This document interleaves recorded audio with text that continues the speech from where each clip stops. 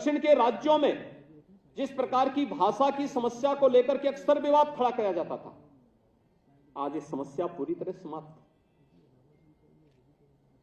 आज भारत के अंदर तो प्रधानमंत्री मोदी जी अपनी राजभाषा के माध्यम से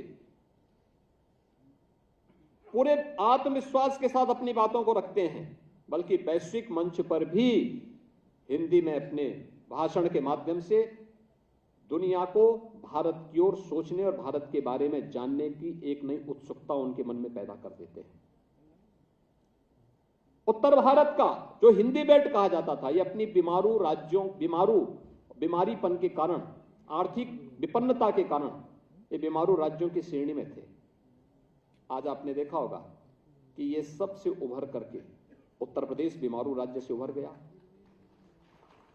मध्य प्रदेश बीमारू राज्य से उभर चुका है, राजस्थान उस दिशा में तेजी के साथ आगे प्रयास किया, अन्य राज्यों में एक नई प्रतिस्पर्धा खड़ी हुई है।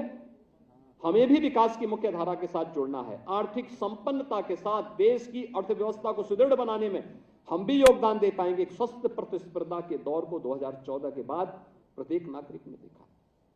शासन की योजनाएं बिना भेदभाव के कभी हुआ? 1952 से देश के अंदर पहले आम चुनाव से लेकर के यह देश जाति, मत, मजहब, क्षेत्र और भाषा से कभी उभर नहीं पाया था। इससे इतर मुद्दे ही नहीं हो पाते थे। उन्हीं संकीर्ण दायरों में रह करके जो अपने को सबसे बड़े सांप्रदायिक सौहार्द के रूप में स्थापित करते थे, जो लोग ये मानते थे कि नहीं वे एक आइकॉन बन सकते हैं सौहार्द के, उन लोगों ने जातिवाद को फैलाने में और क्षेत्रीय आधार पर या भाषाई आधार पर देश को विभाजन करने में कोई संकोच नहीं किया। योजनाएं भी बनती थी, इसी बात को लेकर बनती थी।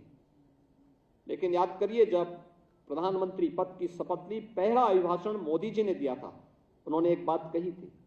उन्होंने कहा था, हमारी सरकार किसी व्यक्ति, किसी जाति, किसी मत, किसी मजहब, किसी क्षेत्र और भाषा को लेकर के कार्य नहीं करेगी। हमारा तो एक ही नारा होगा, सबका साथ और सबके विकास का।